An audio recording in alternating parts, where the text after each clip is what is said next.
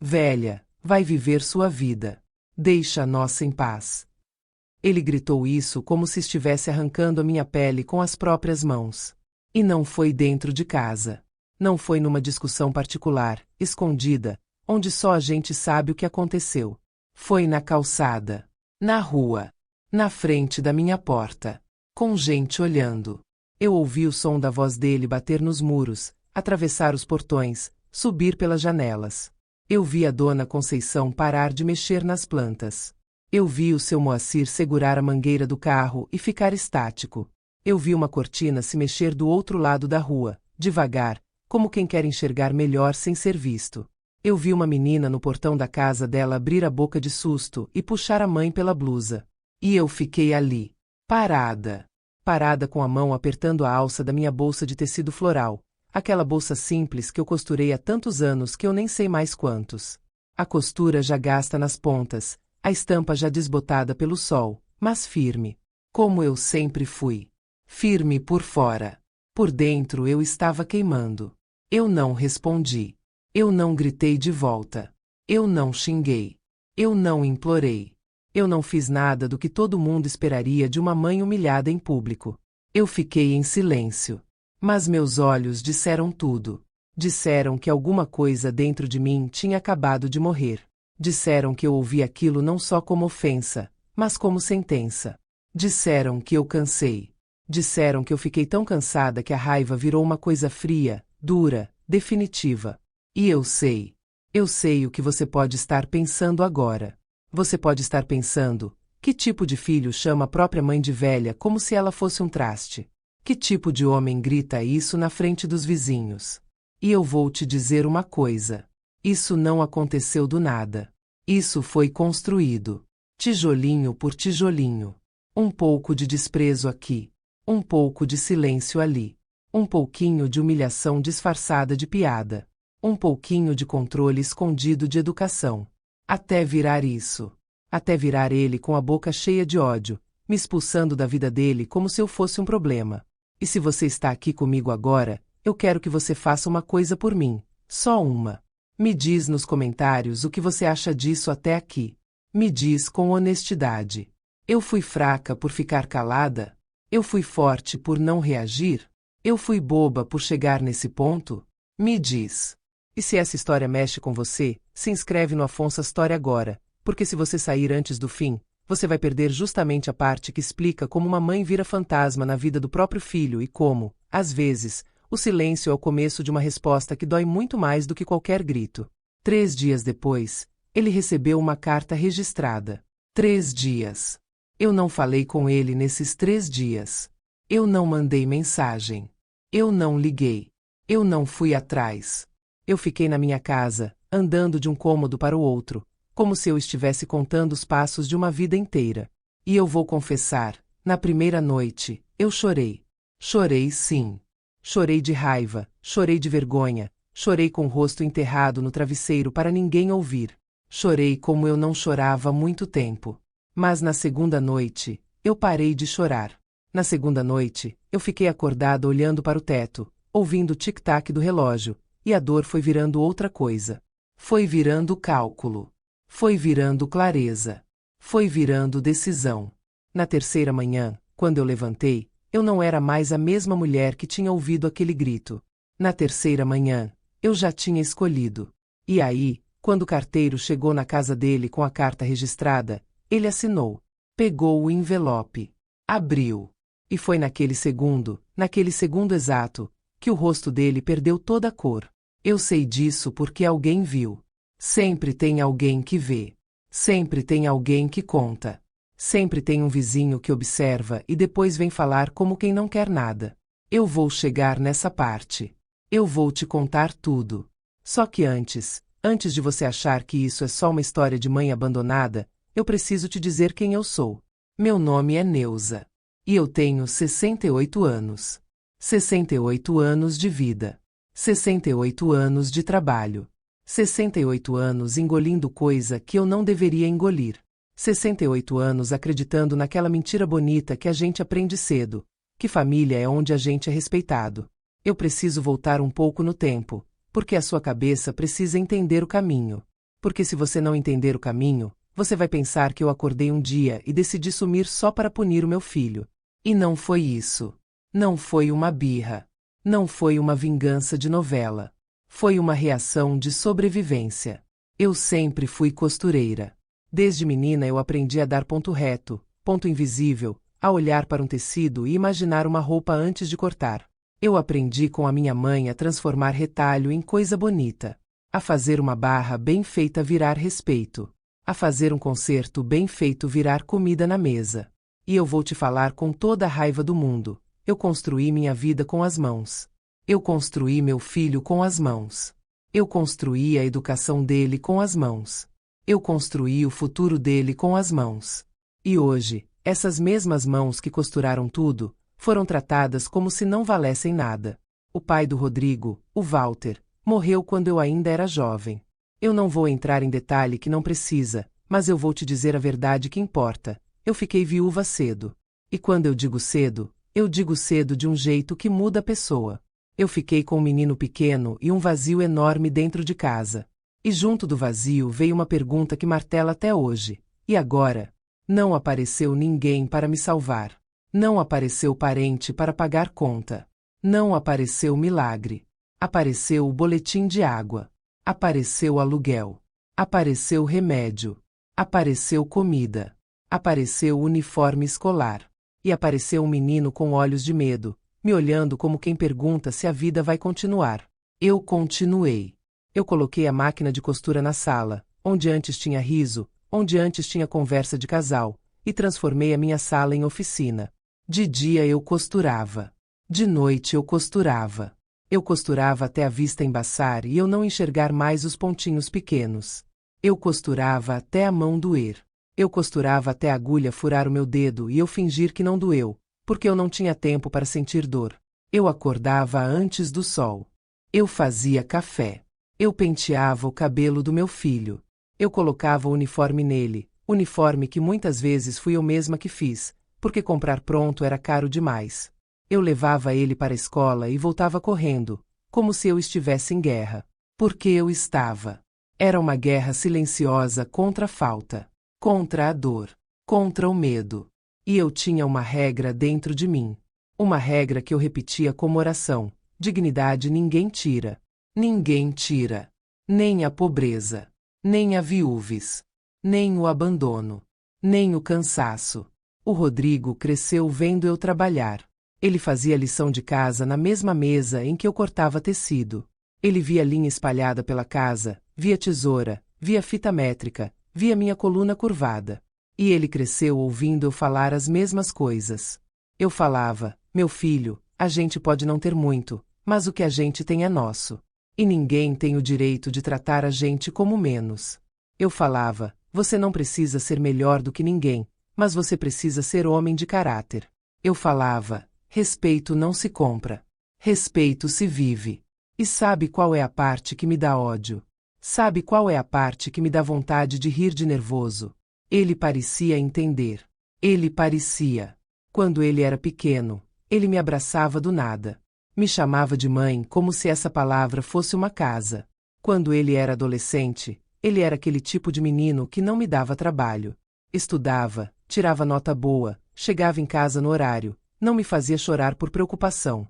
Eu tinha orgulho dele.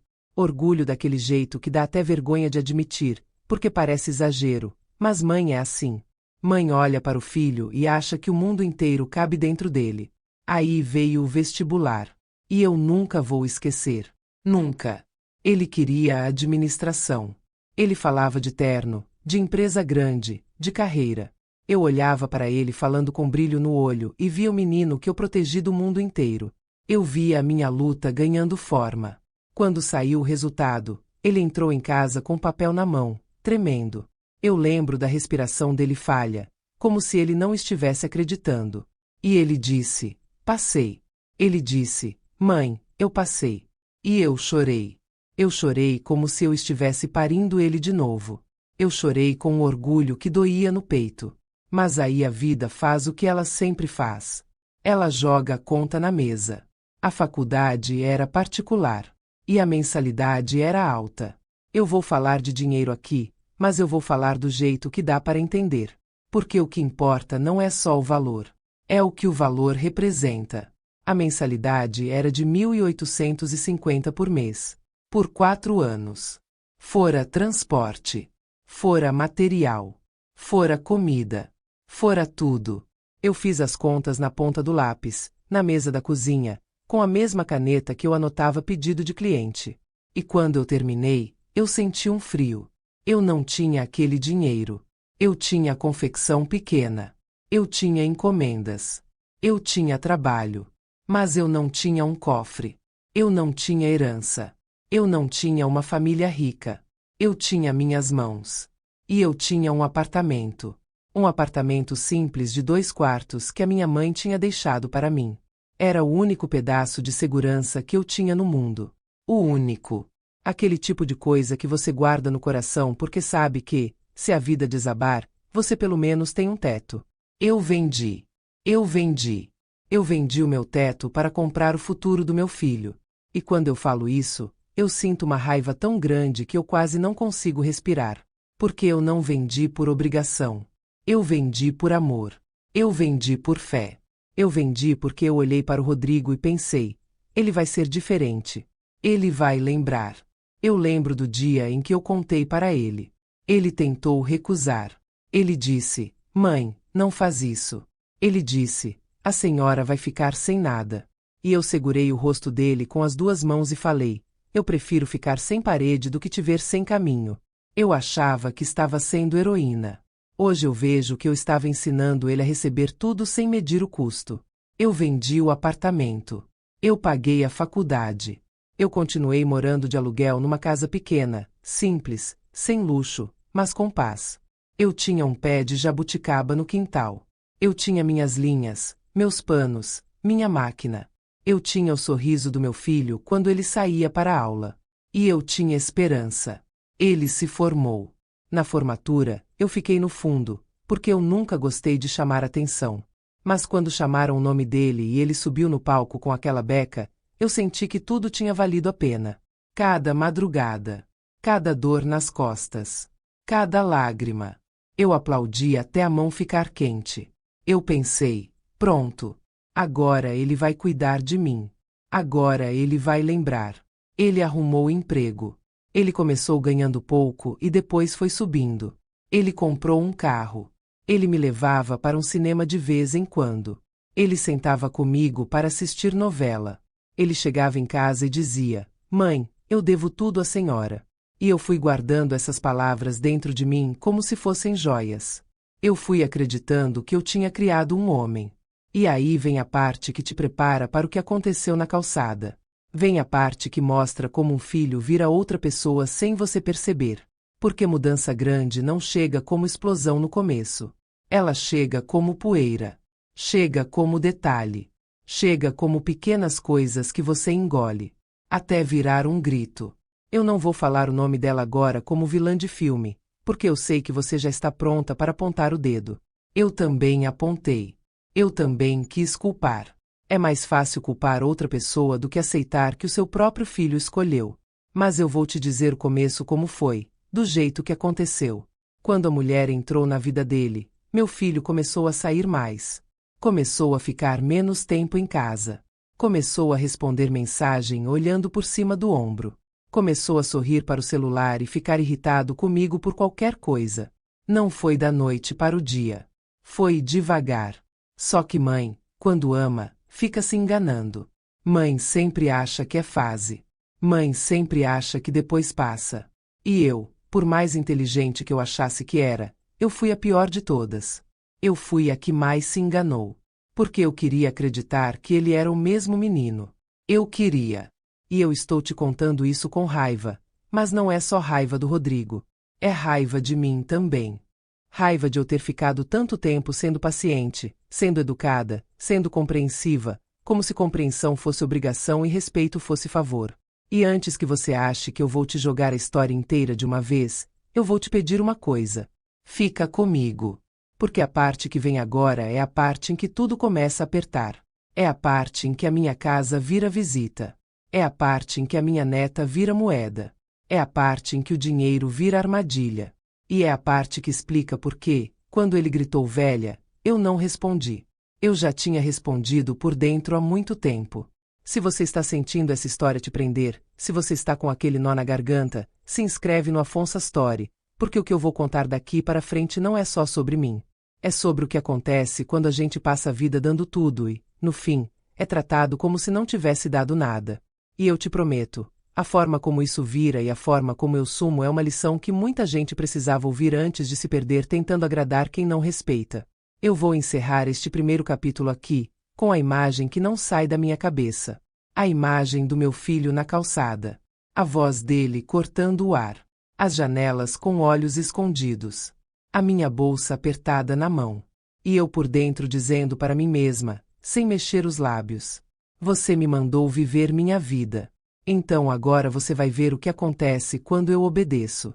No próximo capítulo, eu vou te contar quem foi a primeira pessoa a me tratar como se eu fosse velha antes mesmo daquele grito. E como meu filho foi deixando isso acontecer, uma desculpa de cada vez. Eu ainda ouvia o grito dele dentro da minha cabeça, como se a rua tivesse ficado gravada em mim. Velha, vai viver sua vida. Eu repetia isso por dentro e pensava: quando foi que eu virei esse incômodo? Quando foi que eu deixei de ser mãe e passei a ser um peso? Quando foi que o meu filho começou a sentir vergonha de mim? Por que não foi naquele dia? Não começa num dia. Começa num detalhe. Começa numa palavra trocada. Começa num olhar atravessado. Começa numa pausa antes de responder, como se a pessoa estivesse medindo se vale a pena te dar atenção. E eu vou te contar o primeiro detalhe que me doeu de um jeito que eu não entendi na hora. Foi quando ele parou de me chamar de mãe. Parece pequeno, né? Parece bobagem. Mas não é. A palavra mãe tem um lugar dentro da gente. Ela tem história. Ela tem peso. Ela tem colo. Ela tem perdão. Ela tem saudade. E quando ele começou a me chamar pelo meu nome, eu senti como se ele tivesse puxado um fio da costura da nossa relação. Um fio só. Você puxa um fio e a roupa ainda parece inteira. Mas por dentro, a costura já começou a ceder. Eu lembro da primeira vez com clareza, como se eu tivesse ouvido uma porta bater. Ele chegou em casa falando no telefone, rindo, animado, aquele riso de homem apaixonado. Desligou, entrou na cozinha, abriu a geladeira e disse: Neuza, tem alguma coisa para comer? Eu congelei com a colher na mão. Neuza. Não foi mãe, tô com fome. Foi Neuza. Como se eu fosse colega. Como se eu fosse uma pessoa qualquer. Eu olhei para a cara dele esperando que ele percebesse. Esperando que ele risse e dissesse: tô brincando, mãe. Ele não percebeu. Ele só ficou mexendo na geladeira, pegou um pote, fez cara de nojo e disse que não queria aquilo. E eu fiquei parada, com uma sensação que eu não sabia nomear. Era luto.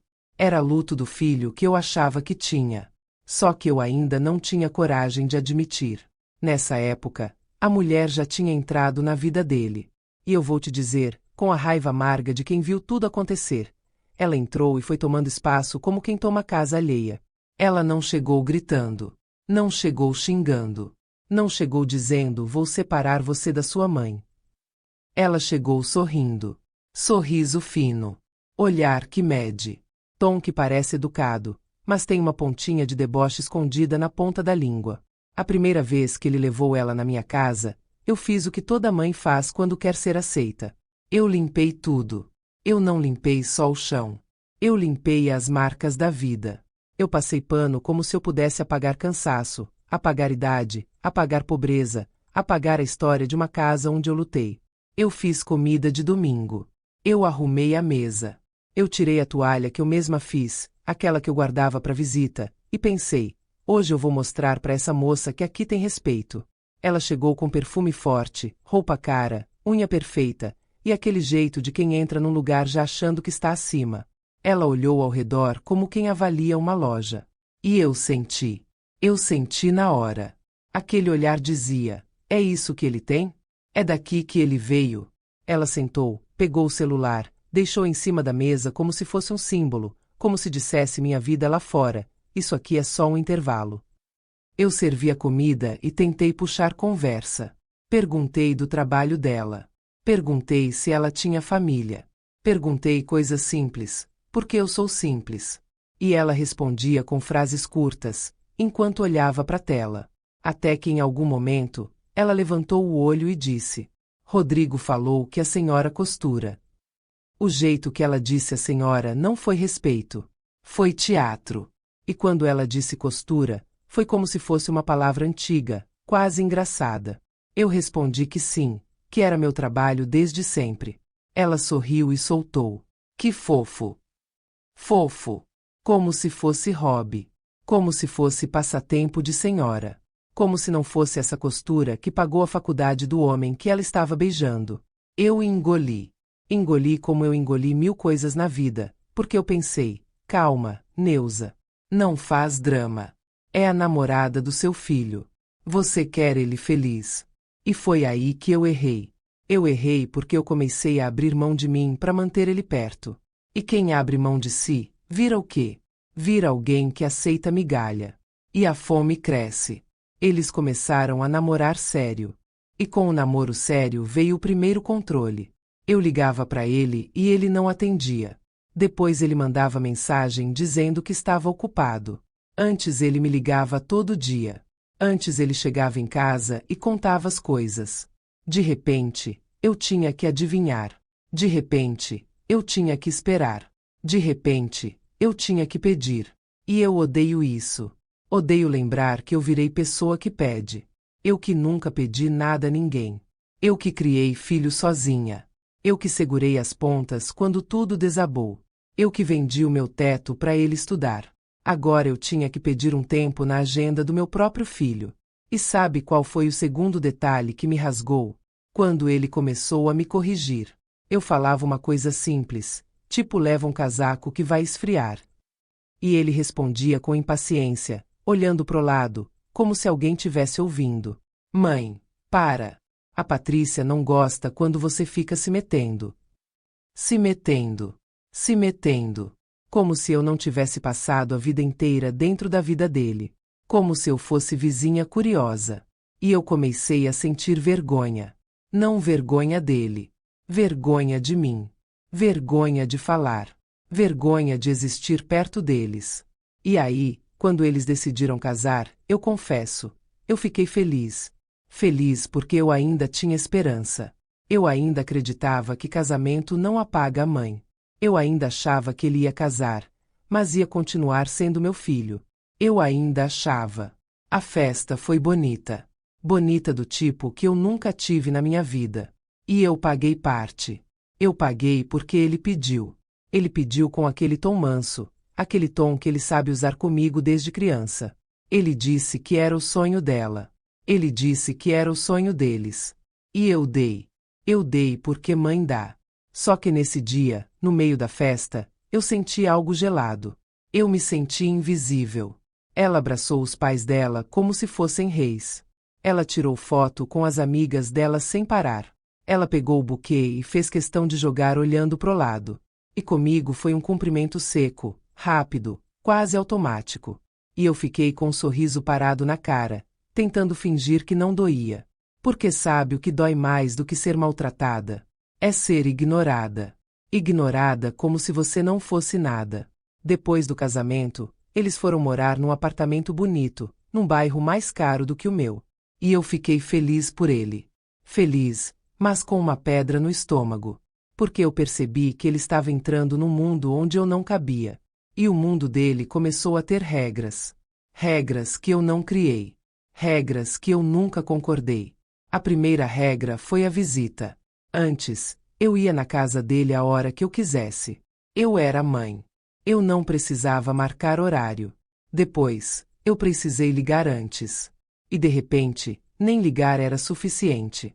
Eu ligava e ela atendia. Ela atendia e dizia: hoje não dá. Hoje a casa está bagunçada. Hoje a gente vai sair. Hoje ele está cansado. Hoje a gente está com visita. Hoje não. Hoje não. Hoje não. E o meu filho, ao invés de dizer: mãe, vem, ele concordava. Ele sempre concordava. E cada hoje não era um pedaço de mim sendo empurrado para fora. Até que veio minha neta. A minha neta. E olha, se tem uma coisa que me dá vontade de gritar, é lembrar como me tiraram isso. Quando eu soube da gravidez, eu chorei. Eu já imaginava bebê no meu colo, imaginava eu costurando roupinha, imaginava eu cantando. Eu comecei a fazer as coisas com antecedência. Fiz manta. Fiz sapatinho. Fiz macacãozinho. Fiz uma boneca de pano pequena, daquelas que eu fazia quando o Rodrigo era menino. Eu fiz tudo com amor. E fui guardando numa caixa, como quem guarda uma promessa. Quando ela nasceu, eu quis ir pro hospital. Eu quis ajudar. Eu quis fazer o que eu sempre fiz, cuidar. E eu ouvi a primeira humilhação grande, disfarçada de organização. Ela disse que a mãe dela ia ficar. Ela disse que não tinha espaço. Ela disse que muita gente atrapalha. Ela disse que eu entenderia. Eu entendi com a boca. Mas por dentro eu me senti descartada. 3 semanas depois, 3 semanas, eu consegui ver a minha neta. E eu cheguei com a caixa. Cheguei tremendo de emoção. Eu estava pronta para pegar aquela bebê, sentir o cheiro, encostar o rosto. Eu queria só isso. Ela pegou a caixa da minha mão como se fosse encomenda. Olhou para mim e disse: "Ela tá dormindo, melhor não pegar." Eu sentei no sofá. Fiquei olhando para a porta do quarto. Fiquei esperando. Esperei tanto que eu perdi a noção do tempo. E sabe o que aconteceu? Nada. Nada. Eu fui embora sem tocar na minha neta. Sem sentir o peso dela. Sem ouvir um chorinho. Sem nada. Voltei para casa com a caixa vazia de sentido e o coração cheio de vazio.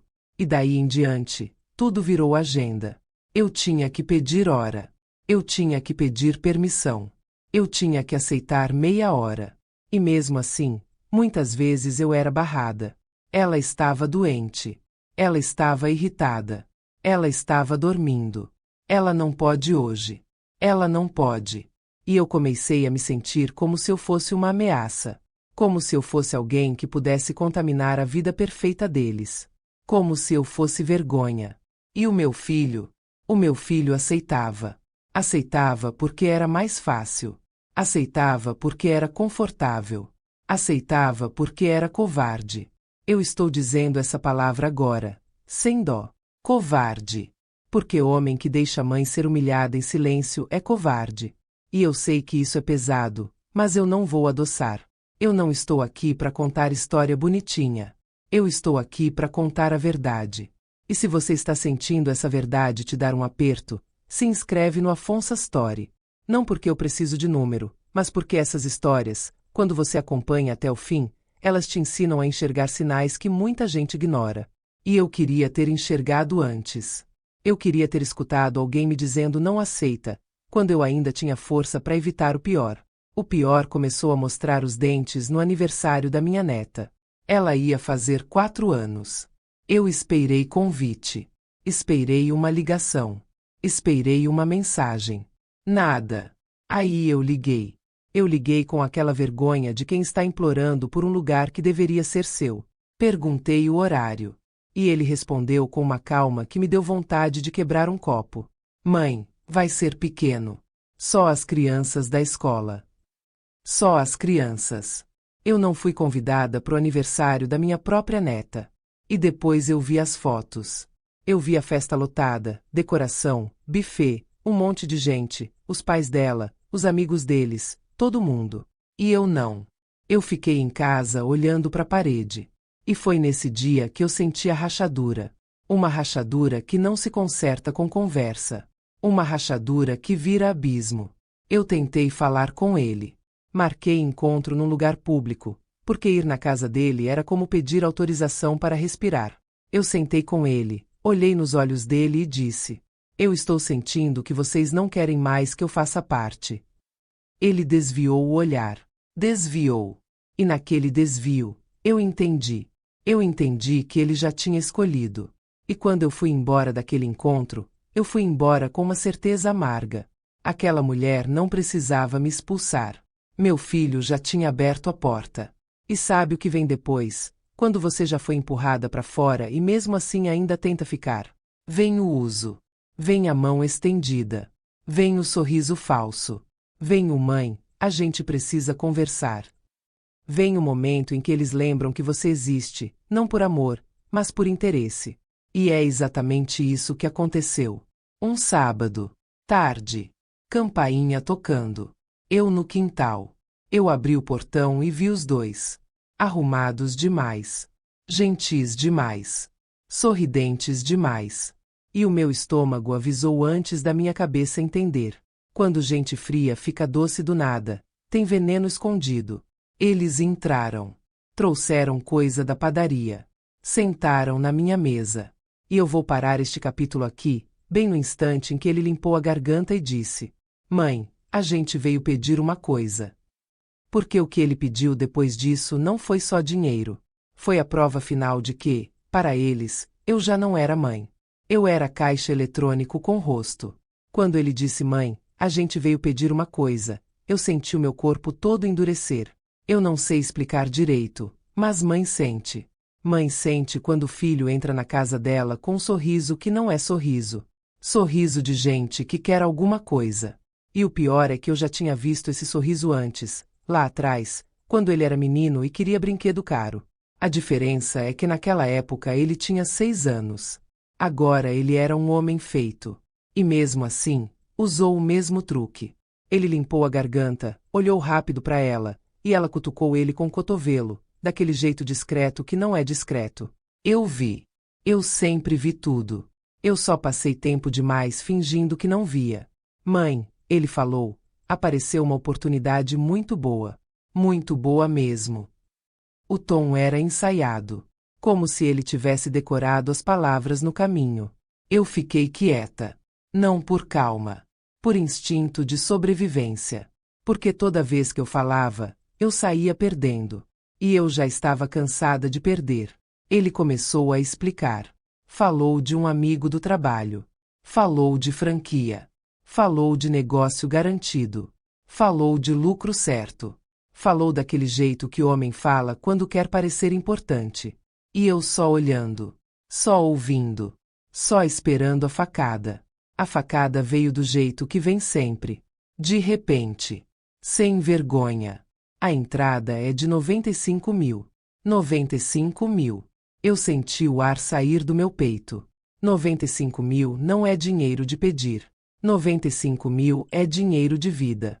É dinheiro de emergência. É dinheiro de remédio.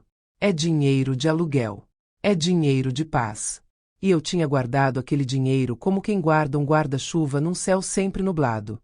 Porque eu aprendi cedo que a vida muda de repente. Meu marido morreu de repente. Conta chega de repente. Doença aparece de repente. E quando aparece, ninguém vem. Ninguém. Então eu guardei.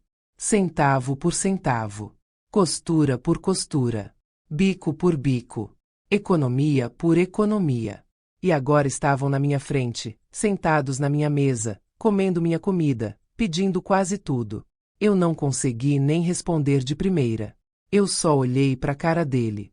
E eu fiquei esperando que ele risse e dissesse: tô brincando, mãe. Ele não riu. Ele ficou sério. E ela, com aquela calma venenosa, se inclinou para frente, como se fosse amiga. Neuza, a gente nunca pediria isso se não fosse realmente uma oportunidade. Ela falou Neuza como quem fala recurso. Como quem fala fonte. Como quem fala caixa. E depois ela apertou a armadilha. A senhora confia no seu próprio filho ou não confia? A frase ficou no ar. E ali, naquele instante, eu vi o truque inteiro. Porque não era pedido. Era chantagem. Se eu dissesse sim, eu era a mãe que apoia. Se eu dissesse não, eu virava a vilã. A mãe fria. A mãe egoísta. A mãe que nega. A mãe que não acredita. Eles fizeram isso comigo como se eu fosse um botão. Aperta e a culpa funciona. E eu queria dizer não. Eu juro que eu queria. Mas eu olhei para ele e vi duas pessoas ao mesmo tempo. Eu vi o homem adulto sentado ali, com a mulher do lado, me manipulando. E eu vi o menino de 6 anos que segurou minha mão no velório do pai. Eu vi aquele menino chorando, perguntando se eu ia embora também. Eu vi aquele menino dormindo no meu colo quando eu passava noites costurando. E eu perdi. Eu perdi porque mãe não é feita só de razão. Mãe é feita de memória. Mãe, eu não pediria se não fosse importante, ele disse, com aquela voz mais baixa. A senhora sempre falou que queria me ver crescer, ter sucesso. Essa é a chance. A chance. A chance dele. E eu? Eu era o quê? O degrau. O trampolim. O banco.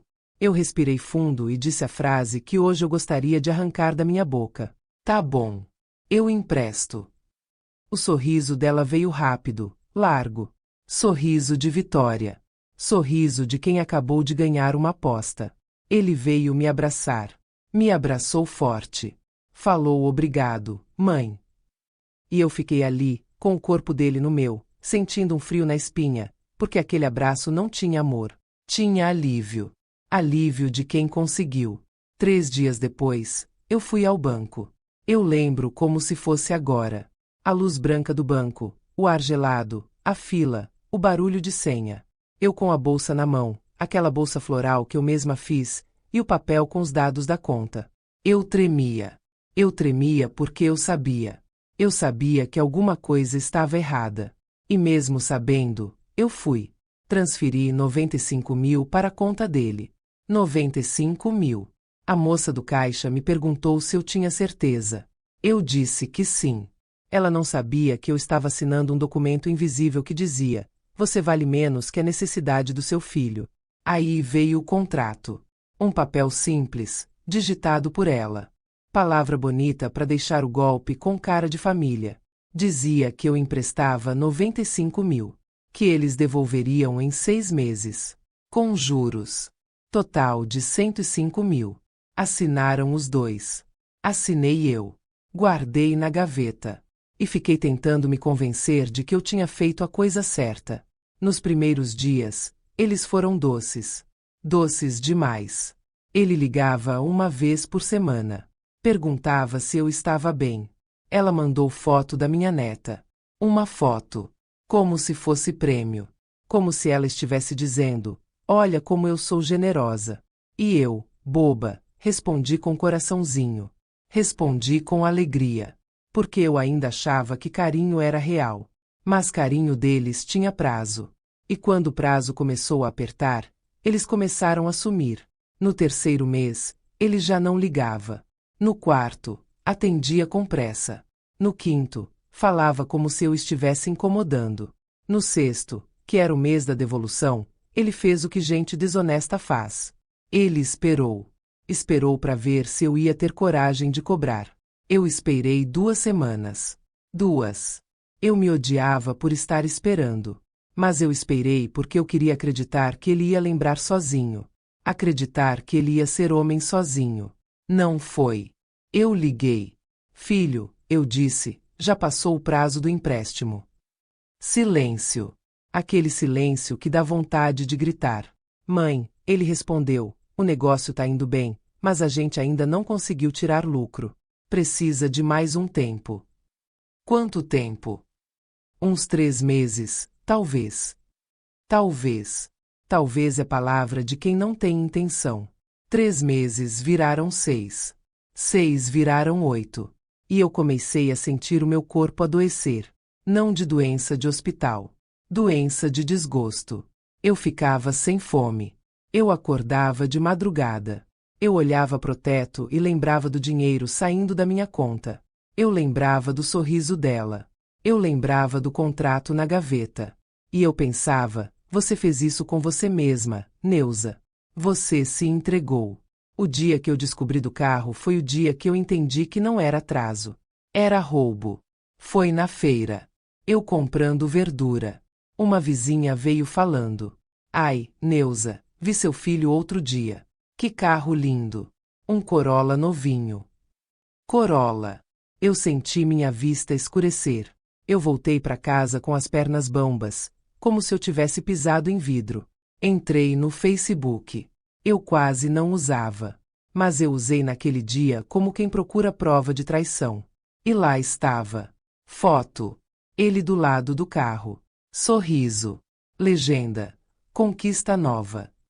Conquista. Conquista com o meu dinheiro. Conquista com meu suor. Conquista com meu coração sendo esmagado. Eu sentei no chão da cozinha. Encostei as costas na parede. Chorei. Chorei com um som que eu nem sabia que saía de mim. Porque não era só o dinheiro. Era a mentira. Era ele olhar para minha cara, comer na minha mesa, pegar meu dinheiro e posar de vencedor. No dia seguinte, eu liguei. Eu liguei tremendo. Ele atendeu com preguiça, como se eu fosse telemarketing. Fala, mãe. Eu vi a foto do carro. Silêncio. E aí ele soltou, como se eu tivesse falado do tempo. E daí? E daí? Eu senti uma raiva tão grande que minhas mãos ficaram dormentes. Rodrigo, você me deve 95 mil. Como você compra um carro de quase 80 mil? Ele soltou um riso curto. Mãe, o carro foi parcelado. E eu? Eu falei baixo, mas com o peito pegando fogo. E eu que emprestei tudo o que eu tinha. Ele respondeu com uma frase que eu nunca vou esquecer. Ninguém mandou emprestar. Ninguém mandou. Eu senti um gosto de ferro na boca. Você prometeu devolver em 6 meses. Eu vou devolver. Então por que você tá comprando carro, reformando coisa, vivendo bem, e eu aqui esperando? A voz dele subiu. Para de me pressionar. A senhora tá parecendo agiota. Agiota. A palavra caiu em cima de mim como lama. Agiota. Eu, a mãe dele. A mulher que vendeu o apartamento para pagar a faculdade dele. A mulher que não dormiu para ele dormir. Agiota. Eu desliguei. Eu desliguei com as mãos tremendo. E eu fiquei escutando o relógio da parede. Tic-tac. Tic-tac. Como se o tempo tivesse virado inimigo. Se você está ouvindo isso agora e pensa, meu Deus, como alguém consegue fazer isso com a própria mãe? Eu te digo, tem muita gente fazendo, só que em silêncio, atrás de portas fechadas. E é por isso que você precisa ficar aqui. Se inscreve no Afonso Story agora, porque se você some e volta só quando a história acaba, você perde o que mais importa, que é aprender os sinais, perceber os padrões e se proteger antes de acontecer com você. Aqui a gente não romantiza a família. Aqui a gente enxerga a verdade. Depois daquela ligação, eu passei 3 dias sem comer direito. Eu tentava engolir e parecia que a comida virava pedra. Eu sentia uma pressão no peito, como se alguém tivesse sentado em cima. Eu pensava na minha vida inteira. Pensava em cada escolha, em cada sacrifício. E eu me perguntava, por que eu aceitei tanto? Por que eu deixei chegar nesse ponto? E eu vou te falar a resposta que dói. Porque eu fui treinada para isso. Treinada por uma vida inteira de mãe aguenta. De mãe perdoa. De mãe entende. De mãe se sacrifica. Só que ninguém ensina que mãe também quebra. E eu estava quebrando. Até que, num sábado, eu decidi fazer o que eu tinha evitado por medo. Eu decidi ir até o apartamento dele. Sem avisar. Sem ligar. Eu queria olhar nos olhos. Eu queria ouvir da boca dele. Eu queria que ele me explicasse como ele conseguiu me chamar de agiota. Eu peguei ônibus. Desci no bairro. Caminhei até o prédio com o coração batendo errado. Cheguei na portaria. O porteiro me reconheceu. Boa tarde, dona Neuza. Vai visitar o Rodrigo? Eu forcei um sorriso. Vou sim. Ele interfonou. Ninguém atendeu. Interfonou de novo. Nada. Ele disse que o carro estava na garagem. Então tinha gente. Só não tinha vontade de falar comigo. Eu pedi para subir. Ele hesitou. Mas eu disse a frase que sempre abre portas, mesmo quando não deveria. Eu sou a mãe dele. Subi no elevador sentindo meu estômago revirar. Parecia que eu estava subindo para um julgamento. Cheguei na porta. Ouvi risada lá dentro. Ouvi televisão. Ouvi vida. A vida deles, feita com meu dinheiro, seguindo normalmente. Eu toquei a campainha. 1 vez. 2. A porta abriu. E quem abriu não foi ele. Foi ela. Moletom. Cabelo preso. Cara fechada. Olho de desprezo. Ela me olhou como se eu fosse sujeira na entrada. O que você tá fazendo aqui? Eu vim falar com o Rodrigo. Ele tá ocupado. Eu só preciso de 5 minutos. Ela suspirou alto, de propósito, e gritou para dentro. Rodrigo, sua mãe tá aqui. Sua mãe. Como se fosse problema. Ele apareceu com cara de sono. Quando me viu, não sorriu. Franziu a testa, irritado. Mãe, a senhora não avisou. Silêncio como arma. Amanhã eu não ligo. Amanhã eu não peço. Amanhã eu organizo. Peguei um caderno e escrevi tarefas simples. Separar recibos, fazer cópias, conferir datas, fotografar tudo, guardar numa pasta, procurar orientação. Escrevi também promessas. Não discutir na rua, não implorar, não pedir permissão para amar. Se você quer ver o que eu vou fazer com esses papéis, se inscreve no Afonso Story, porque essa parte muda tudo. Eu senti o coração bater forte, mas eu não voltei atrás. Porque quando uma mãe se levanta depois de cair, ninguém segura. Ninguém, de verdade hoje. Eu não sabia ainda o caminho exato. Mas eu sabia a direção.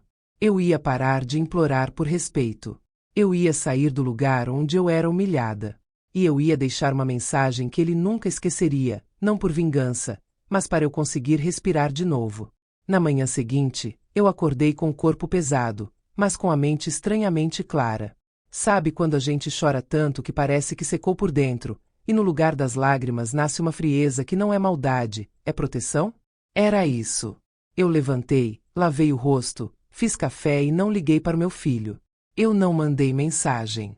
Eu não pedi explicação. Eu não procurei migalha. Pela primeira vez em décadas, eu não corri atrás de alguém que me empurrou. E isso me deu um tipo de força que eu nem sabia que existia. Eu abri a caixa de sapatos de novo e comecei a trabalhar como se estivesse costurando uma roupa difícil. Ponto por ponto. Tudo certo. Sem pressa. Sem emoção atrapalhando. Separei os recibos da faculdade. Um por um. Meses, anos, valores. Eu lembrava de cada pagamento, de cada vez que eu saí com a conta apertada e mesmo assim paguei. Eu vendi minha segurança para comprar o futuro dele. E agora eu estava ali, provando isso com papel. Depois, peguei o contrato do empréstimo. Aquele papel simples que eles fizeram para parecer correto. Eu li devagar. Prazo. Valor. Assinaturas. Tudo ali. Eu passei a mão por cima do nome dele e senti uma mistura de nojo e tristeza. Não pelo papel. Pelo que o papel significava. Eu tirei foto de tudo com o celular. Frente e verso. Fiz cópia. Separei numa pasta transparente. Coloquei em ordem. Eu não queria confusão. Eu queria clareza. Eu queria que, na hora certa, ninguém tivesse espaço para me chamar de exagerada, dramática ou louca. Porque esse é outro golpe que fazem com mulheres mais velhas. Tentam transformar dor em sensibilidade. Tentam transformar injustiça em coisa da sua cabeça. Mas eu tinha provas. E naquele dia, eu decidi que não ia ser tratada como história mal contada. Eu ia ser tratada como fato. Depois do almoço, eu peguei ônibus e fui até um escritório indicado por uma vizinha. Eu não fui para conversar com amiga, nem para desabafar. Eu fui para agir. O lugar era pequeno, sem luxo. Uma mesa, cadeira simples, cheiro de café. Mas a mulher que me recebeu tinha um olhar firme. Olhar de quem escuta e calcula. Eu gostei disso. Gente firme não te dá pena. Gente firme te dá saída. Eu sentei e comecei do começo, mas sem enfeitar. Eu contei da morte do meu marido. Contei da costura. Contei do apartamento vendido. Contei do diploma dele. Contei do empréstimo. Contei do carro. Contei da humilhação na rua. E eu percebi uma coisa enquanto eu falava. Eu tinha passado tempo demais tentando explicar com carinho uma história que era, na verdade, violência. Violência não precisa de floreio. Precisa de limite. Ela anotou tudo sem me interromper. Quando terminei, ela respirou fundo e falou com calma. Dona Neuza, isso aqui é uma ação de cobrança bem fundamentada. O contrato tem prazo, tem assinatura, tem valor. O prazo passou. A senhora pode cobrar com juros e correção. Eu senti meu coração bater mais rápido, mas eu não sorri. Não era alegria. Era alívio. E se ele não pagar? Eu perguntei. Ela foi direta, sem teatro. Podemos pedir penhora de bens. Carro, por exemplo.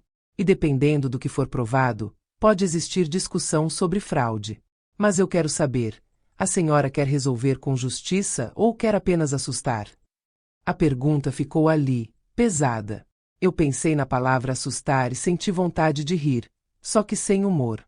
Porque quem me assustou por anos foi ele. Com silêncio, com frieza, com abandono. Agora eu tinha medo de quê? Eu quero justiça, eu respondi. Sem grito, sem cena, sem humilhação. Só justiça. Ela assentiu. Então vamos fazer certo. A senhora me traz cópia de tudo. Vamos entrar com a ação. E a senhora não precisa falar com ele. A partir daqui, a comunicação passa por mim. Aquelas palavras me deram uma paz que eu não sentia há muito tempo. Porque eu estava cansada de conversar com parede. Cansada de pedir respeito para quem não tinha intenção de dar. Eu assinei a procuração. Paguei a consulta. Saí do escritório com a coluna mais ereta. Do lado de fora, o barulho da rua continuava o mesmo. Gente andando, carro passando, vida correndo. Só que dentro de mim tinha mudado algo importante. Eu não era mais a mulher esperando o filho voltar a ser bom. Eu era uma mulher escolhendo parar de ser usada. Se você chegou até aqui, não sai agora. Se inscreve no Afonso Story, porque o que vem depois é o ponto em que muita gente desiste e volta a aceitar migalhas. E eu vou te mostrar como é que uma mulher se mantém firme quando a culpa tenta puxar de volta. Quando eu cheguei em casa, eu não fiquei rodando em pensamento. Eu continuei. Peguei um caderno e escrevi mais uma lista. Não de tristeza. De plano. Separar dinheiro para o básico. Organizar documentos pessoais. Escolher o que vender. Decidir com quem falar e com quem não falar. E principalmente, não anunciar nada para ninguém que pudesse virar fofoca. Eu conheço a minha cidade. Eu conheço a língua das pessoas. Uma palavra sai da sua boca e vira 50 em uma tarde. Então eu fiquei quieta. E ficar quieta não era fraqueza. Era estratégia. Naquela noite, meu filho ligou. O celular vibrou na mesa. Eu olhei a tela e senti o velho impulso. Atender rápido, perguntar se está tudo bem, tentar consertar o que ele quebrou. Só que eu respirei e deixei tocar. Ele ligou de novo. Eu esperei terminar também. E aí, quando ele ligou a terceira vez, eu atendi com uma voz neutra. Alô? Mãe, tá tudo bem? A dona Conceição disse que você estava diferente. Diferente. Como se eu estivesse doente por não correr atrás dele. Tá tudo bem, eu falei. Ele ficou alguns segundos em silêncio, como se estivesse confuso com a minha calma. Você tá brava comigo? Eu quase ri. Brava. Brava eu estive por meses. Aquilo já tinha passado. Eu estava em outro lugar. Eu tô cuidando da minha vida, eu respondi. Mas mãe, a gente precisa conversar. Eu olhei para a pasta transparente em cima da mesa. Olhei para os papéis. Olhei para minha mão, e senti uma firmeza que eu nunca tinha sentido antes. Não agora, eu disse. Boa noite. Desliguei. E depois que desliguei, eu não caí no chão. Eu não chorei. Eu não tremi. Eu só fiquei ali, em silêncio, sentindo uma coisa nova, controle. E foi nessa mesma noite que eu entendi qual seria meu próximo passo. Porque não bastava entrar com processo. Eu precisava desaparecer do lugar onde eu era constantemente puxada para baixo. Eu precisava sair do alcance. Sair do palco onde ele me humilhou. E eu sabia exatamente para onde eu ia pedir ajuda. Para alguém da minha família que morava longe. Longe o suficiente para eu respirar. Eu esperei o dia amanhecer de novo para fazer o que eu tinha medo de fazer há anos. Não era medo de avião, nem medo de país estranho. Era medo de admitir, para mim mesma, que eu tinha chegado no ponto de precisar sair de perto do meu próprio filho para sobreviver. Porque a gente cresce ouvindo que mãe aguenta tudo. Que mãe suporta. Que mãe perdoa. Que mãe se adapta. Mas ninguém fala o que acontece quando a mãe aguenta tanto que começa a desaparecer. Eu não estava doente. Eu estava sendo apagada. E eu não ia aceitar isso até o fim. Naquela manhã, eu peguei o telefone e procurei um número antigo, um contato que eu guardava como quem guarda uma chave de emergência. Minha prima Dalva. A Dalva tinha ido embora do Brasil anos atrás, tinha construído vida fora, longe da bagunça, longe da pressa, longe do todo mundo sabe da sua vida. A gente se falava pouco, mas quando falava, era aquele tipo de conversa que não precisa de muito para virar abraço. Eu fiquei olhando para o nome dela na tela por uns segundos. Meu dedo tremia. Não por vergonha de pedir ajuda, mas por orgulho ferido. Orgulho de uma mulher que sempre resolveu tudo sozinha. Eu respirei, apertei chamar. Chamou uma vez. Duas. Quando ela atendeu, a voz veio com surpresa e alegria. Neuza. Minha prima, que aconteceu? Eu engoli seco. O que aconteceu dela já dizia tudo. Porque quem conhece a gente de verdade percebe quando a ligação vem pesada. Dalva, eu preciso falar com você. Mas antes, promete que não conta para ninguém. Ela ficou séria na hora. Prometo. Fala. E aí eu contei. Não com floreio, não tentando proteger o meu filho. Eu falei como uma mulher cansada de maquiar ferida. Contei da humilhação na rua. Contei do dinheiro. Contei do contrato. Contei do carro. Contei do jeito como ele me tratou, como se eu fosse um estorvo que atrapalha a vida dele. Do outro lado, eu ouvi o silêncio dela. E aquele silêncio não era julgamento. Era dor junto comigo. Neuza, ela falou, e a voz quebrou. Você não merece isso. Eu quase respondi com aquela frase pronta que a gente usa para esconder o que dói. Vida que segue. Só que eu não estava mais no modo de fingir. Eu sei, eu disse. E é por isso que eu tô tomando uma decisão. Que decisão? Eu respirei fundo. Eu quero ir embora. A palavra embora saiu forte, como se já estivesse presa na minha garganta há muito tempo. Pra onde? Ela perguntou. Pra aí. Ela não hesitou. Minha casa é sua. Você não vem para visita. Você vem para recomeçar. Eu fechei os olhos. O que doeu naquele momento foi perceber que alguém, longe, me oferecia mais acolhimento do que o meu próprio sangue, perto. Dalva, eu não quero atrapalhar. Eu tenho idade, eu sou. Para com isso, ela cortou. Idade não é castigo. E você sempre ajudou todo mundo. Agora é a sua vez. Eu senti vontade de chorar, mas não chorei. Eu não queria mais derramar minha força. Eu queria guardar para o que vinha. Então tá. Mas isso fica entre nós. Eu vou fazer tudo quieta. Quietinha. Do seu jeito. Eu te espero. Quando desliguei, eu fiquei alguns minutos sentada no sofá olhando para a parede. Parecia mentira. Eu, com quase 70 anos, planejando atravessar o oceano porque o filho decidiu me expulsar da própria vida. Só que, ao mesmo tempo, parecia a coisa mais lógica do mundo. Eu passei o dia inteiro fazendo o que eu sempre soube fazer: organizar. Se eu fosse fazer isso, eu faria direito. Sem escândalo. Sem ameaça. Sem dar chance de alguém me impedir. Eu comecei pelo mais simples: desapego.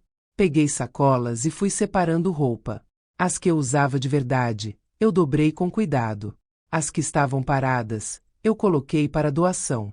Cada peça que eu tirava do armário era como se eu arrancasse um pedaço de um passado em que eu me sentia presa.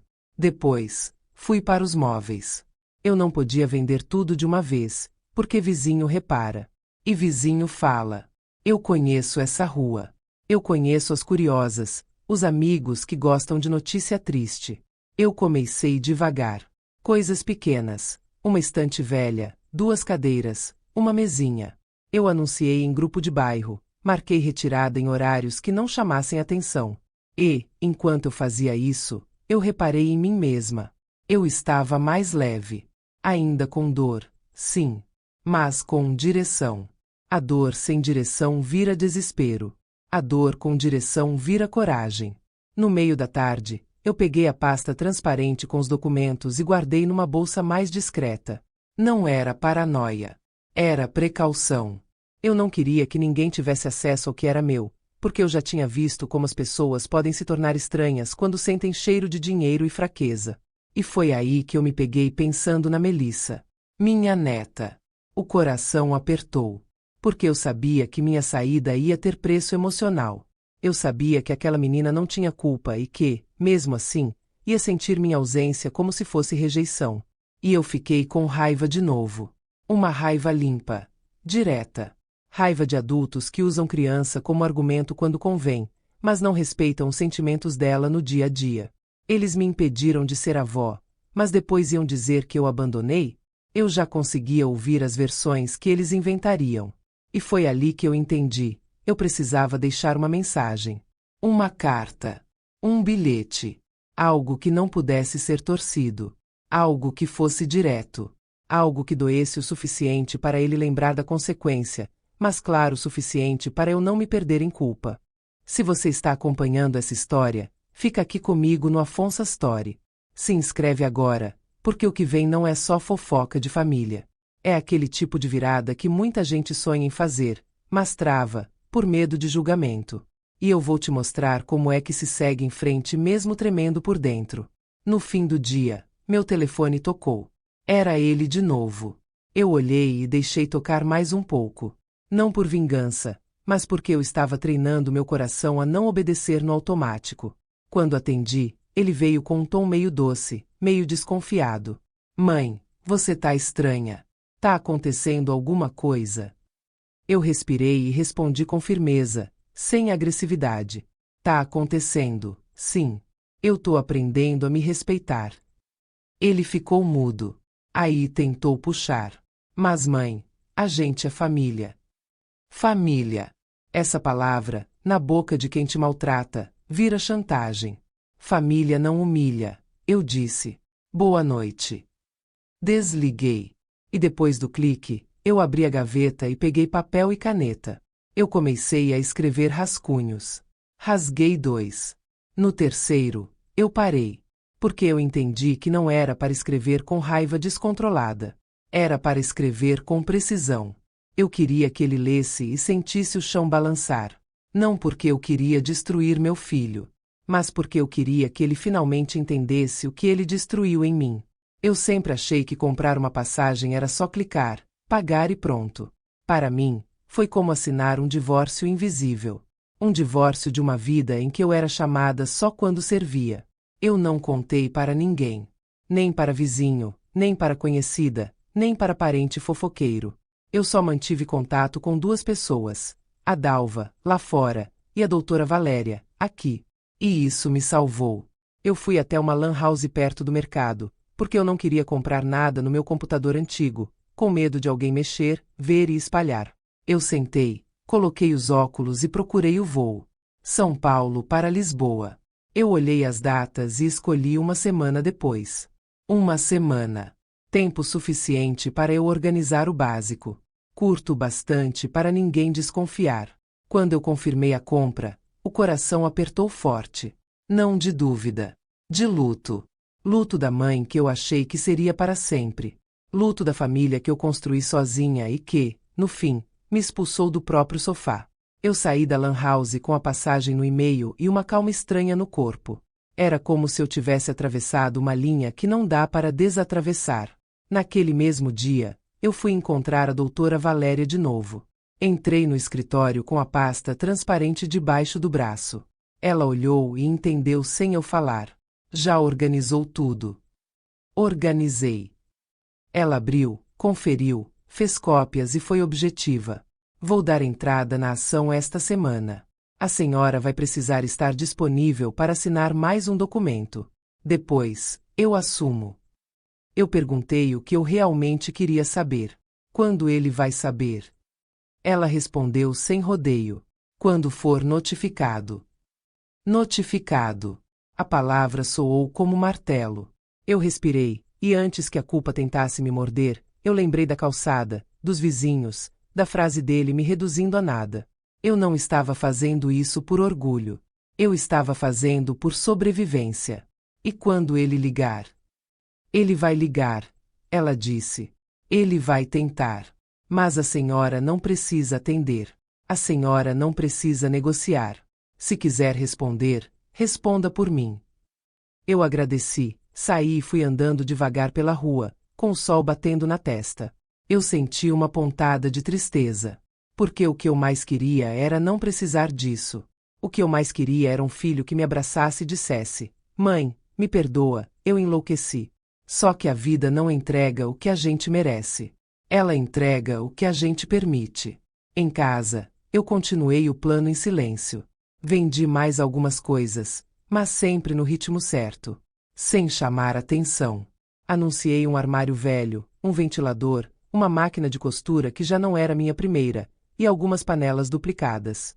Eu fui diminuindo o peso da casa como quem vai afinando a alma para caber numa mala. E eu comecei a preparar a despedida sem ninguém saber que era despedida. Eu fui ao quintal, olhei o pé de jabuticaba, toquei o tronco e senti vontade de falar com ele, como se fosse alguém. Porque quando você envelhece, você cria laços com coisas simples. Com lugares. Com rotina. Com o cheiro de café de manhã. Com o som do portão. Com o gato do vizinho. E eu estava indo embora de tudo isso. Mas aí eu lembrava, eu estava indo embora do desprezo também. E isso compensava. Na terceira noite, o telefone tocou. Era o Rodrigo. Eu olhei, deixei tocar e pensei, você quis paz. Agora aguenta a paz. Eu não atendi. Ele mandou mensagem. Mãe, por que você tá assim? A Patrícia disse que você tá fazendo drama. Drama. Quando alguém te chama de dramática, geralmente é porque não quer encarar a dor que causou. Eu apaguei a mensagem sem responder. Nesse ponto, se você ainda está aqui me ouvindo, eu vou te pedir uma coisa. Não como favor, como aviso. Se você se identifica com essa sensação de ser usada e depois acusada de exagero, se inscreve no Afonso Story. Porque tem histórias que, se você perde, você continua achando normal o que não é. E normalizar desrespeito é o jeito mais rápido de se perder por dentro. No dia seguinte, a doutora Valéria me ligou. Dona Neuza, dei entrada. Agora é aguardar a notificação. Eu desliguei e senti o estômago revirar. Eu não estava com medo dele. Eu estava com medo de mim mesma fraquejar quando ele viesse com voz mansa. Porque filho sabe onde a mãe é mole. Filho sabe onde aperta. Por isso eu fiz o que uma mulher inteligente faz quando sabe que pode cair. Eu criei barreiras antes. Eu troquei o chip do telefone e guardei o número antigo no envelope. Eu não apaguei tudo por impulso. Eu só tirei o acesso fácil. Eu queria que me procurar desse trabalho. Trabalho suficiente para impedir ligações de desespero. E aí chegou a última noite antes da minha partida. A casa estava silenciosa. Eu sentei na mesa da cozinha com uma folha branca e uma caneta azul. Eu já tinha rascunhado antes, mas agora era definitivo. Eu não queria escrever para machucar só por machucar. Eu queria escrever para cortar as cordas. Então eu escrevi devagar, com a calma de quem finalmente entendeu que não precisa gritar para ser ouvida. Eu não vou repetir palavra por palavra aqui, porque aquilo foi meu, foi íntimo, foi a minha lâmina. Mas eu vou te dizer o coração do bilhete. Eu disse que eu obedeci. Eu disse que ele mandou eu viver minha vida e era exatamente isso que eu estava fazendo. Eu disse que eu não era estorvo, não era banco, não era objeto. Eu lembrei do apartamento vendido, do diploma, dos anos de sacrifício, não para jogar na cara, mas para registrar que ele não cresceu sozinho. Eu falei do empréstimo, do contrato e da cobrança judicial, com valor corrigido. Eu deixei claro que não era vingança. Era consequência. E eu terminei com uma frase que eu escrevi sem tremor na mão. Você me chamou de velha como se fosse ofensa. Eu sou velha, sim. E velha o suficiente para não aceitar migalhas. A partir de hoje, eu escolho a mim. Eu dobrei o papel, coloquei no envelope e escrevi o nome dele. Rodrigo. Eu deixei em cima da mesa, num lugar óbvio, mas não na minha casa. Eu deixei com a dona Conceição. Não porque eu confiava na língua dela, mas porque ela era a única que eu sabia que abriria a porta para ele quando ele viesse desesperado. Na manhã seguinte, eu fechei a mala. Uma mala pequena. Pouca roupa. Documentos. A pasta transparente. E uma coisa que eu não colocava dentro de mala fazia anos. Esperança. Eu tranquei a porta, entreguei a chave e pedi só uma coisa. Quando ele aparecer, entrega o envelope. E não explica demais. Ela chorou. Eu não. Porque naquele momento, eu já tinha chorado tudo o que precisava. Eu entrei no táxi e fui para o aeroporto com um vazio no peito e uma firmeza no olhar. Eu não sabia como seria lá fora. Mas eu sabia como era aqui dentro. E aqui dentro, do jeito que estava, eu não sobreviveria por muito tempo. O avião decolou e eu não senti alívio na hora. Eu senti um silêncio por dentro, como se alguém tivesse arrancado um pedaço de mim e deixado um espaço vazio no lugar. Eu olhei pela janela e vi a cidade ficando pequena, ficando distante, ficando irrelevante. E foi aí que eu entendi uma coisa que dói dizer. Eu não estava deixando apenas um lugar. Eu estava deixando a ideia do meu filho. Aquela imagem antiga, do menino que eu protegi, do rapaz que me chamava de rainha, do homem que dizia que tudo devia a mim. Eu estava deixando isso para trás. E quando você percebe que a pessoa que você ama já não existe do jeito que você lembra, é como enterrar alguém vivo. O voo foi longo. 10 horas. 10 horas em que eu não dormi. Eu não conseguia. Meu corpo estava sentado, mas minha cabeça estava de pé, andando de um lado para o outro dentro de mim. Eu lembrava da calçada, do tom dele, do jeito como os vizinhos congelaram, do olhar vitorioso da Patrícia. Eu sentia raiva. E ao mesmo tempo eu sentia vergonha, porque parte de mim ainda queria voltar no tempo e impedir aquele dia. Mas não dá. E é por isso que a gente enlouquece tentando consertar o que já aconteceu. Quando eu pisei em Lisboa, o ar parecia diferente. Mais frio, mais limpo. E eu senti pânico por um segundo. Um segundo só, mas foi real. O que eu fiz? Aí eu vi a Dalva com aquela placa improvisada com meu nome. Ela correu, me abraçou forte, e eu desabei ali mesmo, no meio do aeroporto. Não foi choro de fraqueza. Foi choro de quem finalmente parou de fingir. Na casa dela, nos primeiros dias, eu me forcei a viver no automático. Acordar, comer, ajudar, caminhar, respirar. Eu fazia isso como se fosse remédio.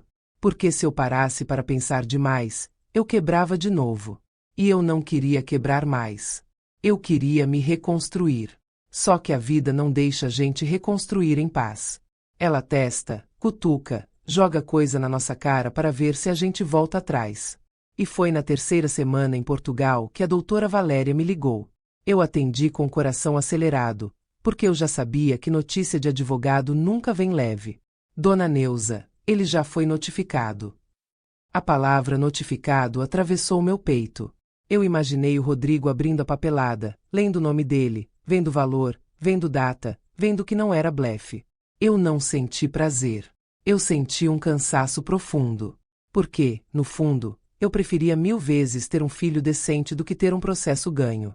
Mas eu não podia escolher o caráter dele. Eu só podia escolher o meu limite.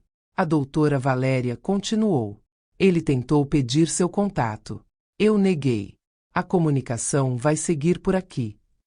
Obrigada, eu disse, e desliguei. Eu fiquei olhando para a tela do celular como se fosse um bicho estranho.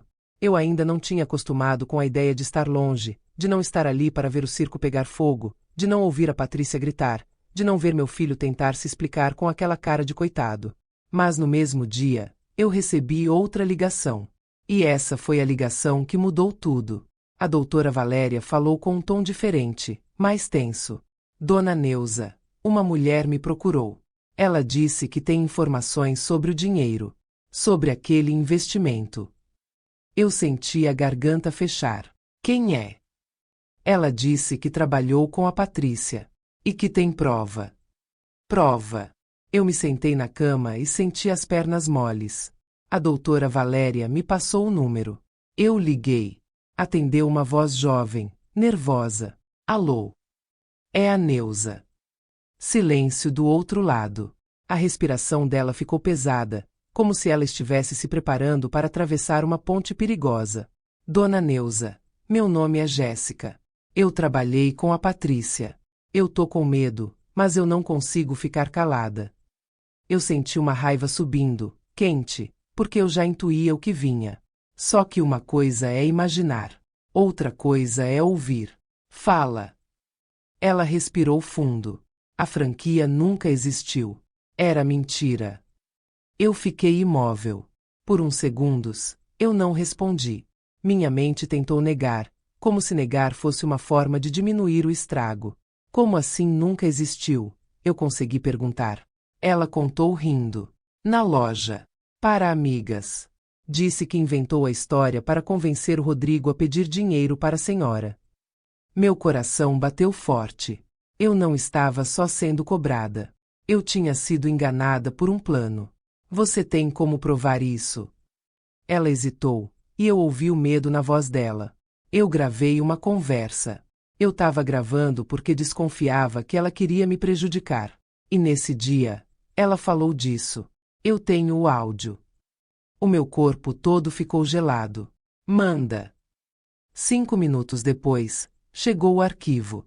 Eu coloquei o fone e apertei play. E eu ouvi a voz da Patrícia, clara, segura, debochada, rindo. Rindo de mim como se eu fosse objeto. Como se eu fosse caixa eletrônico. Como se eu não fosse uma pessoa. Eu ouvi ela dizer que eu caí direitinho. Eu ouvi ela dizer que o dinheiro era para reformar o apartamento e comprar o carro. Eu ouvi ela me chamar de velha chata. E eu ouvi risadas ao fundo. Risadas. Sabe o que é isso? É o tipo de coisa que te dá náusea. Não é tristeza. É nojo. Nojo de ter servido pão de queijo para gente que estava me roubando. Nojo de ter acreditado em olhar e em abraço. Nojo de ter sido tratada como útil e depois descartada. Quando o áudio acabou, eu fiquei com o fone ainda no ouvido, mas sem som. Eu não conseguia me mexer. Eu só respirava, curta, como se o ar tivesse ficado pesado demais. Eu liguei de volta para Jéssica. Você tem coragem de mandar isso para minha advogada? Tenho. Eu não aguento mais carregar isso. Eu passei o contato.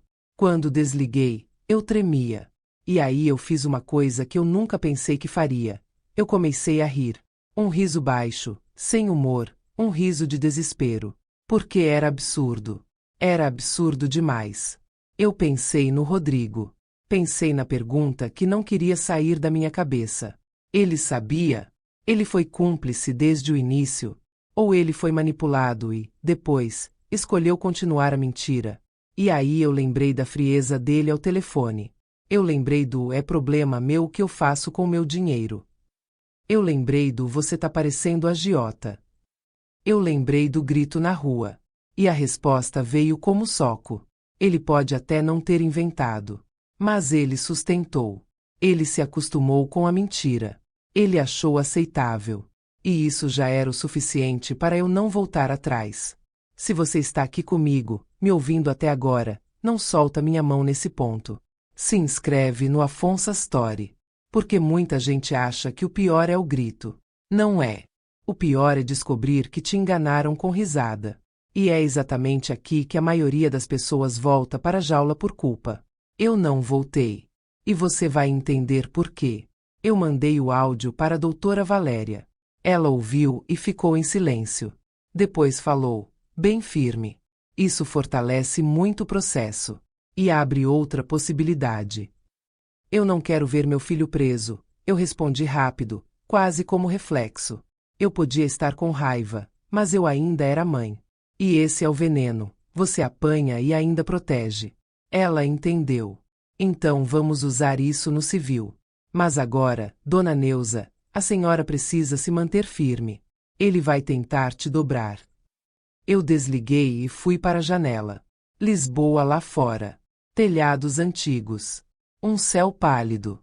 Gente andando como se o mundo fosse simples. E dentro de mim, um terremoto. Naquela noite, eu sentei com a Dalva e contei tudo. Ela ficou indignada. Disse que isso era crueldade. Disse que eu não podia carregar culpa de nada. E eu ouvi, mas o meu peito ainda doía por uma coisa específica. A Melissa. Minha neta. Porque, naquele momento, eu entendi que eu estava cortando um ciclo com o Rodrigo, mas uma criança ia sentir a lâmina também. E eu passei horas encarando o teto, pensando numa saída que não me devolvesse para o inferno, mas também não deixasse a menina sem explicação. Eu queria dizer que, depois do áudio, eu fiquei em paz. Mentira! Eu fiquei mais acordada do que nunca. Porque uma coisa é ser humilhada na rua. Outra é ouvir, com os próprios ouvidos, alguém rindo da sua dor como se fosse piada. Naquela semana, eu andava por Lisboa como se eu estivesse com uma pedra no peito. Eu olhava as pessoas sentadas em cafés, conversando, vivendo, e pensava como o mundo continua rodando mesmo quando você está despedaçada por dentro. A Dalva tentava me distrair. Me levava para caminhar, me dava chá, falava de coisas simples. Mas eu sabia que, do outro lado do oceano, a bomba já tinha explodido. Porque o meu bilhete não era um pedido. Era uma porta fechada. E a notificação não era conversa. Era consequência. Quem me contou os primeiros detalhes foi a dona Conceição, por ligação. Ela falou com a voz apressada, como quem carrega fofoca e susto ao mesmo tempo. Neuza, seu filho apareceu aqui. Tava diferente. Tava nervoso, perguntando de você, perguntando se você tinha viajado mesmo. Eu não senti Vitória. Eu senti um vazio. Porque era assim que ele vinha me procurar. Não era porque sentiu saudade, era porque o chão abriu. E a carta? Eu perguntei. Eu entreguei. Ele abriu ali fora. Na calçada. Leu e ficou branco. Branco. Neuza. A mão dele tremia. Ele tentou me fazer falar onde você estava. Eu disse que não sabia. Ele entrou no carro e saiu feito doido. Eu desliguei com a garganta ardendo.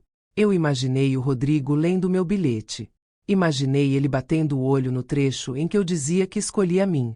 Imaginei ele entendendo que a mãe que ele mandou viver a própria vida tinha obedecido, só que com uma força que ele nunca esperou. E aí veio a segunda parte. A doutora Valéria me ligou no dia seguinte. Ele tentou contato. Pediu seu número. Pediu uma reunião. Pediu para eu intermediar um acordo. E você disse o quê? Eu perguntei. Eu disse que a senhora não está disponível, que ele pode pagar ou responder judicialmente. Eu encostei a testa na janela e respirei devagar. A raiva voltou, mas diferente. Era uma raiva limpa, focada. Não era explosão. Era firmeza. Porque eu lembrei de uma coisa muito simples. Ele teve chances. Ele teve meses para devolver o dinheiro. Teve semanas para pedir desculpa. Teve minutos, naquele dia da calçada, para escolher o respeito. E ele escolheu o grito. Escolheu a humilhação. Escolheu me reduzir para se sentir grande. E agora queria acordo. Agora queria conversa. Agora queria a mãe de volta. Agora que doeu nele. Eu ouvi outras notícias também, chegando como gotas de veneno. A Patrícia entrou em pânico quando percebeu que a história do investimento podia virar prova contra eles. E quando o áudio caiu no processo, o casamento deles virou guerra. Eu não estava lá para ver, mas eu conseguia imaginar com detalhes. Gente que se une para machucar os outros sempre se vira um contra o outro quando a consequência aparece. A dona Conceição me contou que ouviu gritos. Que ouviu porta batendo. Que ouviu o nome velha sendo jogado como xingamento até dentro do apartamento deles, como se o ódio fosse uma língua comum. E eu pensei, com amargura, então ele sabe pronunciar respeito, só escolheu não usar comigo. Se você está ouvindo essa parte e sentindo aquele aperto de injustiça, não sai agora. Se inscreve no Afonso Story. Porque o que vem em seguida é o que muita gente não tem coragem de fazer. Sustentar o limite até o fim, mesmo com saudade, mesmo com culpa, mesmo com a cabeça cheia de lembranças boas. Quem vai embora do abuso precisa aprender a ficar fora, ou volta para apanhar de novo. Passaram semanas. Depois meses. Eu comecei a construir rotina em Portugal, mesmo com o coração machucado. Eu arrumei um trabalho simples num ateliê. Eu voltei a costurar com calma. Voltei a conversar com gente que não me chamava só quando queria algo. Voltei a ser Neuza, não a mãe do Rodrigo. E, no meio disso, veio a notícia do pagamento. A doutora Valéria me ligou num fim de tarde. Dona Neuza, ele quitou. Eu senti meu estômago revirar. Quitou como? Vendeu o carro, fez empréstimo, apertou o que tinha que apertar. O valor corrigido entrou na sua conta. R$ 127 mil. Eu fiquei em silêncio, olhando para a tela. A quantia estava ali. Real. Concreta. Fria. E sabe o que eu senti? Alívio. Não alegria. Alívio. Porque o dinheiro, para mim, sempre foi símbolo de segurança, não de luxo. Era o colchão que ele arrancou debaixo dos meus pés. Era a garantia de que eu não ficaria desamparada se um dia a saúde falhasse. Ele devolveu tarde. Mas devolveu. E o que ele não podia devolver, nunca, era o que ele destruiu por dentro. Depois do pagamento, a vida dele desabou de outro jeito. A separação veio. A Patrícia foi embora, levou a Melissa e deixou um rastro de cobrança. A dona Conceição falou que ele parecia mais velho, mais magro, com aquele olhar de quem não dorme direito. Eu ouvi tudo e, em vez de sentir vingança, eu senti uma tristeza dura. Porque é isso que a gente colhe quando planta crueldade. Não vem só no bolso. Vem na alma. Só que a parte mais difícil não era ele. Era a Melissa. Porque criança não entende processo. Não entende bilhete. Não entende orgulho. Criança entende ausência. E foi por causa dela que eu aceitei uma última conversa. A doutora Valéria me disse que ele insistia em um encontro, que ele falava da menina, que ela chorava, que perguntava por mim, que ficava quieta demais. E o meu peito, mesmo ferido, ainda era peito de avó. Eu concordei com uma condição: lugar público, rápido, sem teatro. Eu voltei ao Brasil por poucos dias. Poucos. Só o suficiente para fechar o ciclo que a vida exigia. Quando eu vi o Rodrigo, eu quase não reconheci. Ele estava quebrado. Não quebrado como vítima, quebrado como alguém que finalmente provou do próprio veneno. Ele chorou. Pediu desculpa. Disse que errou. Disse que foi fraco. Disse que deixou a Patrícia mandar. Eu ouvi tudo com o rosto firme. Porque desculpa não apaga humilhação. Desculpa não devolve tempo. Desculpa não cura o que foi feito com intenção. Mas quando ele falou da Melissa, eu senti a garganta fechar. Eu encontrei minha neta num parquinho. Quando ela me viu, ela correu. Se jogou nos meus braços como se eu fosse o lugar mais seguro do mundo. E aquilo me partiu. Eu segurei ela forte e falei o que eu precisava falar. Eu disse que eu amava ela. Eu disse que nada foi culpa dela. Eu disse que vovó precisou ir morar longe, mas não foi para esquecer, foi para sobreviver. Ela me perguntou se eu ia sumir de novo. E eu respondi com verdade, sem promessa vazia. Eu vou ficar longe, meu amor, mas eu não vou te abandonar. A gente vai se ver por vídeo. A gente vai se falar. Você vai sempre me ter. Ela chorou um pouco, depois sorriu. Um sorriso pequeno, mas real. E eu senti que, pelo menos com ela, eu tinha conseguido fazer o que eu nunca consegui com o pai dela: proteger. Eu voltei para Lisboa no dia seguinte e não olhei para trás. Porque eu não estava fugindo mais. Eu estava escolhendo. Hoje, quando eu acordo e vejo a luz batendo nos azulejos, eu lembro da calçada, do grito, da vergonha.